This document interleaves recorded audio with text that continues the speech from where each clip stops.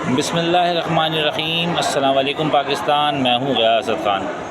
अच्छा, ये जो हम लोग जंग के साथ मस्ती मजाक कर रहे हैं, बड़े मेम्स बन रहे हैं और एक तरह की हमने समझ लें तफरी लगाई हुई है, उसकी बुनियादी वजह पता है क्या? हम लोग ऑलरेडी एक हालत जंग में तो हैं ही हैं, ख़ासकर कराची वाले। मतलब हमें हर 4 या 5 दिन बाद पता चलता है जी पानी अब नहीं आएगा मज़ीद 2 या 3 दिन तक। फिर क्या होता है कि जी हम निकल जाते हैं पानी भरने, पीने का अलग और दूसरा वाला समझ ही गए होंगे आप लोग।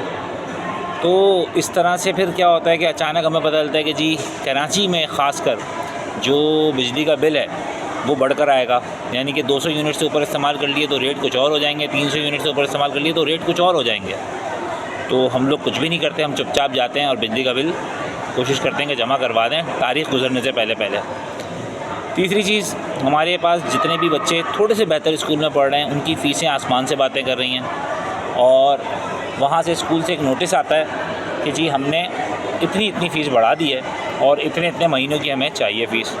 हम लोग भाग के जाते हैं, उस फ़ीस का बंदोबस्त करते हैं और जमा करा देते हैं। एक और तरह की जंग, टैक्स हमारी सैलरी में जिस तरह दबा के लग रहा है वो हम चुपचाप दे रहे हैं, बल्कि हम कोशिश करते हैं कि यार कोई और जॉब कर लें ताकि जो टैक्स कट रहा है ना और मेरा जो एक बजट है घर के एक्सपेंस का वो कवर हो सके।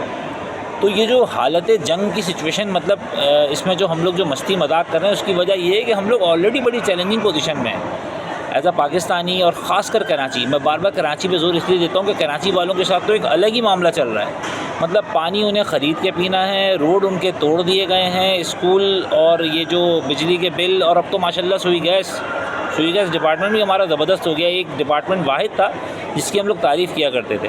अच्छा, इन तमाम तर चीज़ों के साथ साथ माशाल्लाह हम लोग टैक्स दबा के दे रहे हैं, कटौती हमारी दबा कर हो रही है और हमें कोई मतलब आपस में भी हम लोग एक नहीं हैं। एक दूसरे के नुकसान में हम लोग खुश रहने वाले लोग बन गए कि हमारे सामने किसी का नुकसान हो जाए तो हम दिल में हंसते हैं कि अबे बहुत अच्छा हुआ, और अगर किसी को कोई फ़ायदा पहुंच जाए तो हमें अजीब हैरानगी होती है कि यार इसको ये फ़ायदा कैसे पहुंचा, मुझे क्यों नहीं पहुंचा, मेरे जहन में ये आइडिया क्यों नहीं आया।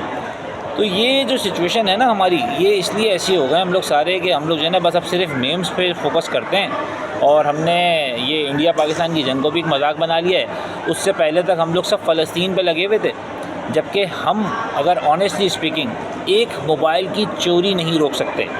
जो हमारा ईमान है या जो हम लोग जितने बहादुर हैं ना, हम एक मोबाइल चोर को नहीं पकड़ सकते। अगर हमारी आंखों के सामने कहीं वारदात हो रही हो तो हम खामोशी से सोचते हैं कि यार कहीं आगे पीछे हो जाओ इससे पहले कि मैं इस नुकसान के ज़द में आऊँ। ये तो इसका और मोबाइल चोर का मामला है भाई, मेरा मामला थोड़ी है। तो 2 लोग आते हैं 10 लोगों को लूट के चले जाते हैं और हम लोग कुछ नहीं कर पाते हैं, लेकिन हमारी सोच है कि हम जाएंगे और इसराइल को तबाह कर देंगे।